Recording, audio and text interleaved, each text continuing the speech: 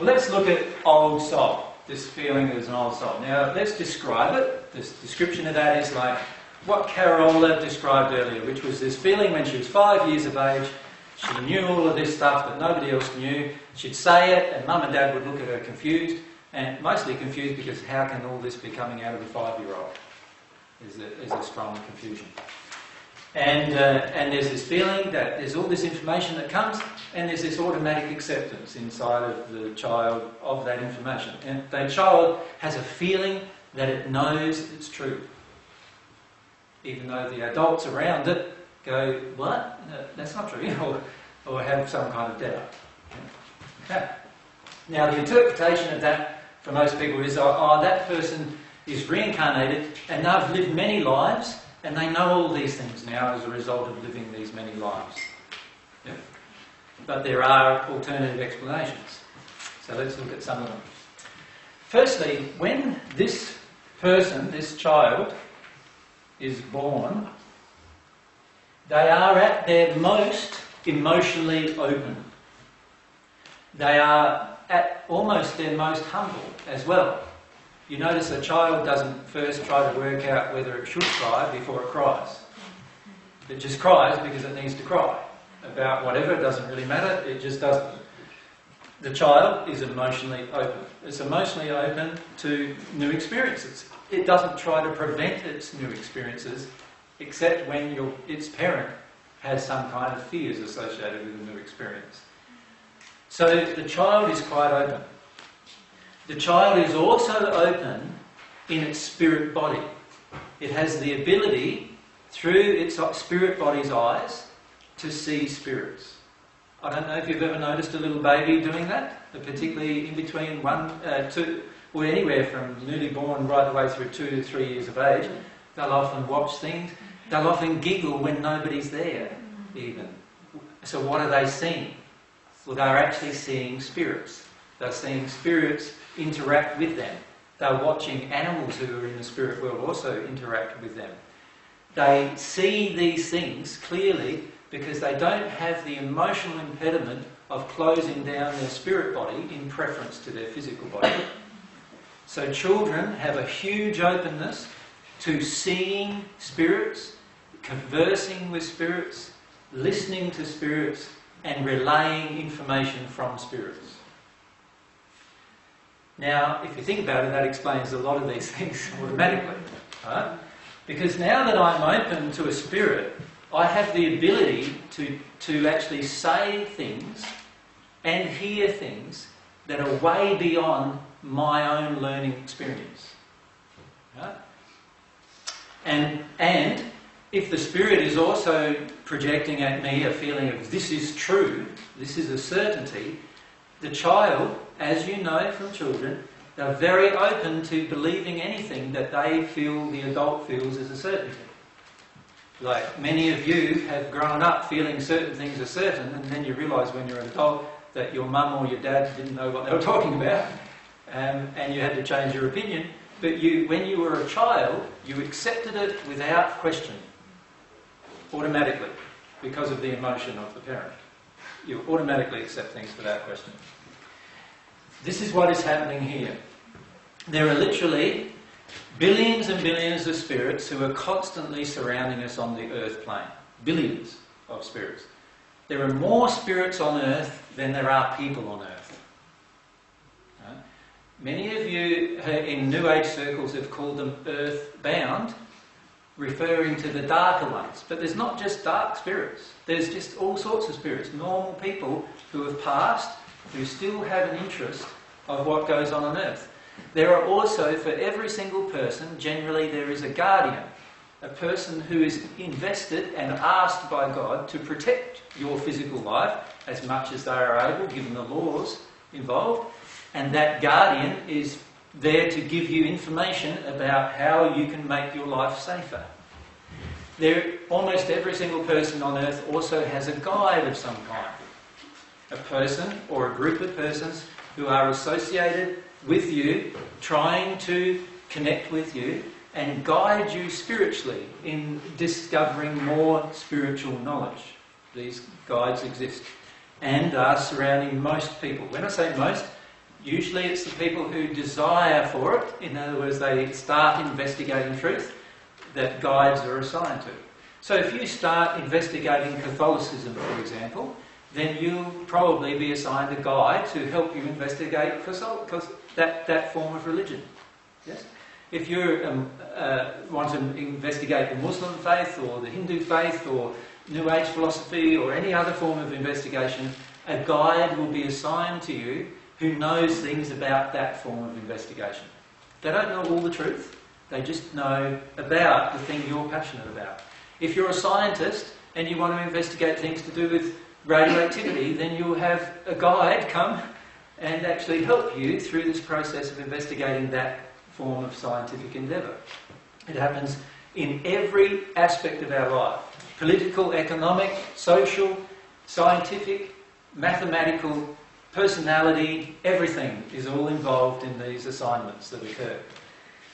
Now, if we are very open to receiving their information, we will very rapidly absorb whatever it is that we are interested in, because not only do we have a teacher on earth a lot of times teaching us something, but we have a teacher who's with us all the time in spirit, prompting us and actually dropping thoughts into our mind and so forth to help us discover more and more about that particular endeavour.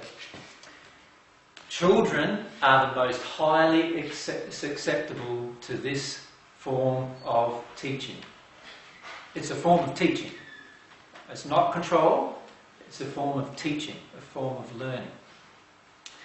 And so, many times a person, like a guide or a guardian or some other person who's very interested in a child, will drop very fascinating things that the person themselves has discovered through the course of their life in the spirit world, and are helping the child, not only helping the child by dropping these thoughts into the child's mind to help the child accept those particular thoughts, but they're also helping the parents, because the child then can say things that the parents feel, whoa, where did that come from?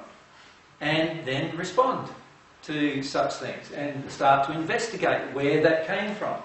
Why did my child say that amazing thing? Something's going on. And it actually causes parents to actually question what is happening spiritually. So there's a big reason why this occurs. It's all to do with God's love, actually, teaching people as best that they are able to learn. And we are able to learn, when we're a child, very, very rapidly.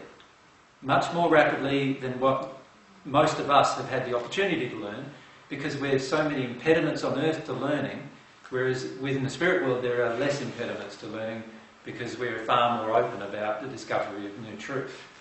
The emotions are less. Yeah? These guides, what is the difference between guides and angels? It's all about definition. So what I would call an angel and what another person calls an angel is very different. What I call an angel is a person who has become at one with God. Right? And sometimes we have referred to these in the spirit world as angels. They are all people who used to live on earth, but have gone through this process of progression of their soul development in life to the point where they've become at one with God, and after that point they're an angel. That's my definition. Right? Below this point, below the seventh dimension and the seventh dimension itself, and there are people who know things, but they are not yet at one with God. Now, if they're in the seventh dimension, they know a lot of things, compared to if they're in the second dimension. They know very little, right, in comparison.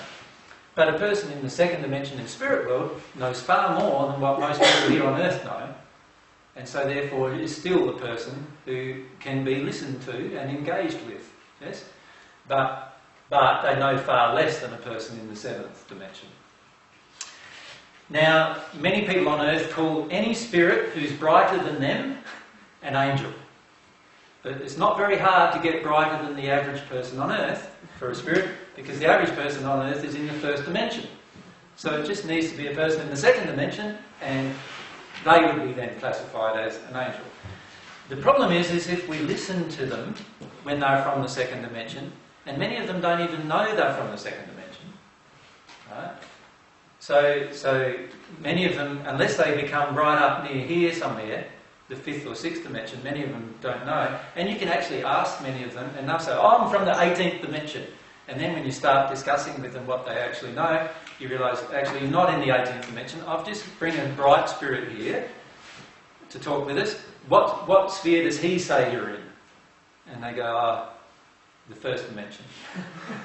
And they'd made 18 transitions in the first dimension, and they think that they're in the 18th dimension.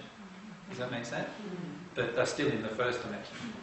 So what a spirit tells you is very, very different to what is truth.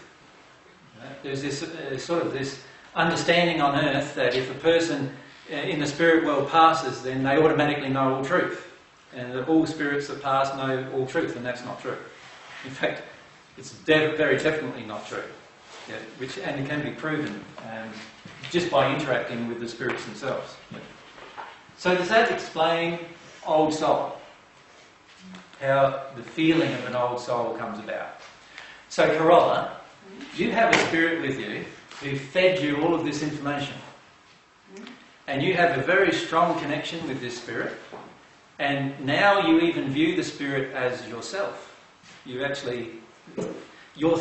are finding it very hard to differentiate between your own thoughts and the spirit's thoughts.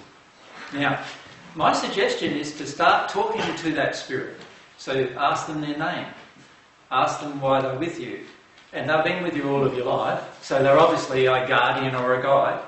And often on earth what we do is we start thinking it's us, because we want to think it's us, because we love to think that we know more than other people. And so we want to think that all this information comes from ourselves.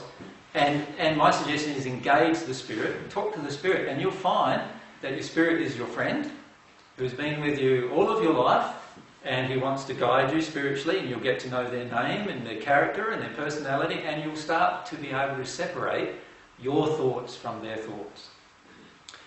And you'll even be able to have a dialogue with them. It's like having a permanent mate who follows you around everywhere, because they like to follow you around everywhere, because they want to do that job. That's part of their desire. And it's lovely to engage them. Does that make sense? So rather than thinking it's you, start engaging them. Start talking to them because they are a different person to you. And engage them and talk to them. And let them tell you their story, their life. Their life on earth, different life than yours. Ask them why they're attracted to you. Why are they with you? Why have they been saying these things? What's happening? Ask them. And they will tell you, because you can hear them, because you hear them every single day of your life, and you think it's your own thoughts. Does that make sense? So as soon as you start questioning that and you start looking at what's actually happening, you'll find they'll tell you about their life, they'll tell you about their interests, they'll tell you about their life in the spirit world. You can find out a lot of very fascinating things this way.